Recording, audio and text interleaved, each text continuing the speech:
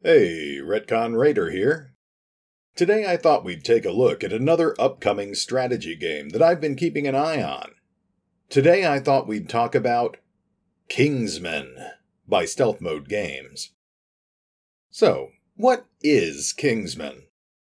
Well, the short answer is that it's a turn-based tactical combat game with an overarching strategy layer set in a low-magic fantasy world. It draws inspiration from games like XCOM, but with the aim of providing an unconventional setting, with a focus on visceral, cinematic melee combat. In Kingsmen, the player takes on the role of the king, taking command of a castle and its retinue of loyal soldiers. It's the player's responsibility to protect the 5 surrounding regions that make up his kingdom, which are under constant threat from raiders, bandits, barbarians, and the enigmatic cultists of the Shattered God. The player does this by recruiting persistent, customizable soldiers and assigning them to patrol groups, which are dispatched to handle the missions that spring up whenever one of these regions are threatened. But the player only has a limited amount of time to respond to these missions, and it will take time for the patrols to travel from the castle to adjoining regions. As the campaign advances, it will be in the player's best interest to invest in building watchtowers in other regions, which will allow him to station a permanent military presence there, allowing him to more quickly respond to any missions that spring up. Over time, the player's efforts will be rewarded in the form of taxes from his subjects, with the exact amount of taxes collected being determined by the player's reputation in each of the regions they control. The money collected can be used to recruit and equip the player's soldiers, build and upgrade essential facilities, and construct more watchtowers to better secure their kingdom from outside threats.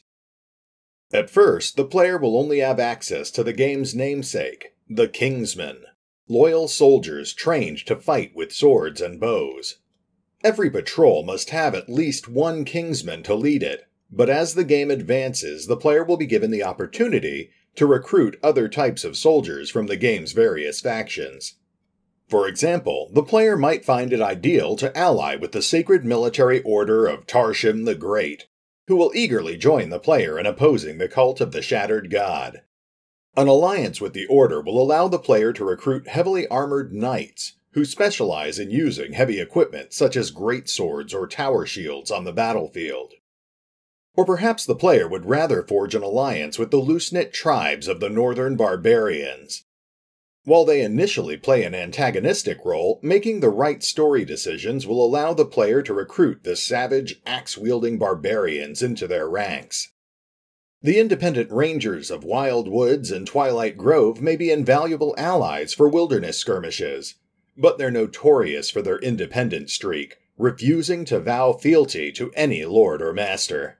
But if the player can persuade them into an alliance, then their patrols will be bolstered with expert scouts and masters of the longbow. And more opportunistic players may instead seek an alliance with the River Lords, an infamous trading guild with cutthroat business tactics. Securing their aid will grant the player access to particularly unsavory means of increasing their tax revenue, at the cost of their reputation. And will grant the player access to rogues, lightly armored soldiers who specialize in speed, poisons, and doling out critical hits. Of course, the player will need to choose their allies wisely, for at least some of these factions may be mutually exclusive. Rushing into an alliance with the Knights, for example, will all but guarantee that the barbarian tribes will continue to raid and pillage the player's territories, further complicating the growing conflict against the cult of the Shattered God. And that, of course, brings us to the main focus of the game, the missions.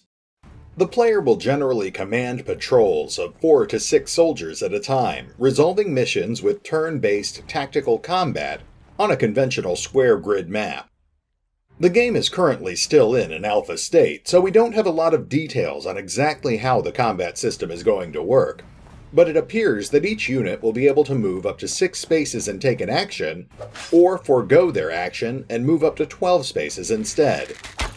Some units will be faster or slower than others, and maps are being handcrafted with these movement limits in mind. Maps will generally contain interactive or strategic elements every 5 to 8 squares to ensure that players always have some tactical options available to them, and some maps, such as the Watchtower, will include heavy elements of verticality, favoring certain strategic approaches over others. A battle in a watchtower, for example, might favor heavily armored knights positioned in narrow choke points, with bow-wielding Kingsmen on elevated battlements. While a battle in the midst of a forest might instead favor highly mobile rogues or rangers who can dash from cover to cover and easily flank slower foes. As the player progresses through the campaign, their soldiers will gain experience points and levels, which will allow them to progress through class-specific skill trees, unlocking new abilities that will further expand your options in combat. The player will also be able to further improve their soldiers through the use of facilities such as the blacksmith, which will allow them to forge new weapons or pieces of armor that can be equipped on soldiers for both aesthetic and functional upgrades. Neglecting these upgrades will lead to certain doom, as the cult of the Shattered God will slowly but steadily ramp up its own forces as well. In the beginning, they'll use more conventional soldiers and cultists, but later in the game they will begin fielding deadly magical soldiers, known as elementals, and the player will be overwhelmed if they can't keep up with the growing threat. Failing missions will lead to a loss of reputation, which in turn will lead to less tax revenue.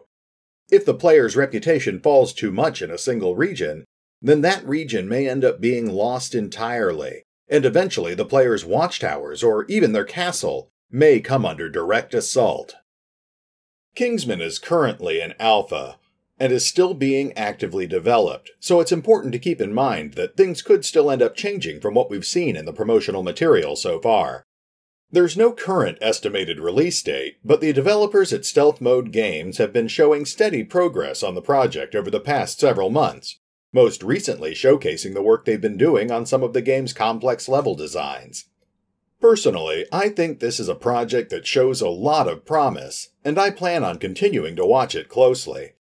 So you can be sure that I'll do a follow-up video about it once it's closer to full release. But until then, you can keep up with all the latest news on Stealth Mode Games' official website, or their official social media pages on Facebook or Twitter. Links are in the description.